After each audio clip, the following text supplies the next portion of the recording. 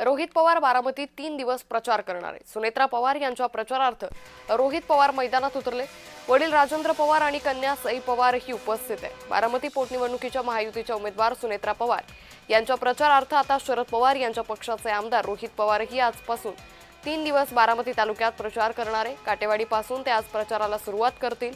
रोहित पवार काटेवाडीत प्रचारासाठी पोहोचलेत। यावेळी रोहित पवारांचे वडील राजेंद्र पवार आणि कन्या सई पवारही उपस्थित आहे।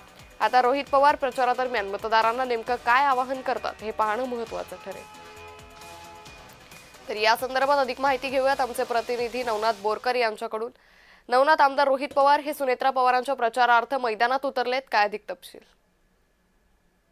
नक्कीच खऱ्या अर्थाने बारामती पोटनिवडणूक लागलेली आहे आणि 23 एप्रिलला या पोटनिवडणुकीचं मतदान आहे। खऱ्या अर्थाने ही निवडणूक एकतर्फी असली तरी याचं मताधिक्य मोठ्या प्रमाणात व्हावं यासाठी आता राष्ट्रवादी काँग्रेस पक्षाकडून सुनेत्रा पवार यांच्या बरोबर त्यांचे मुलं जय आणि पार्थ हे देखील मैदानात उतरल्याचं पाहायला मिळत आहे। सर्वच पवार कुटुंबीय आणि राष्ट्रवादी या ठिकाणी मैदानात उतरल्याचं पाहायला मिळत आहे। मात्र आता शरद पवार यांच्या पक्षाचे आमदार रोहित पवार यांनी देखील या निवडणुकीमध्ये प्रचारामध्ये उतरल्याचं आपल्याला पाहायला मिळत आहे। खऱ्या अर्थाने रोहित पवार यांनीच 2-3 दिवसापूर्वी सांगितलेलं होतं की मला प्रचाराचं निमंत्रण जरी नसलं आलं तरी मी अजितदादा यांचा पुतण्या आणि सुनेत्रा काकी ह्या माझ्या आहेत, यामुळे मी त्यांच्या प्रचाराला या ठिकाणी बारामतीमध्ये जाणार आहे।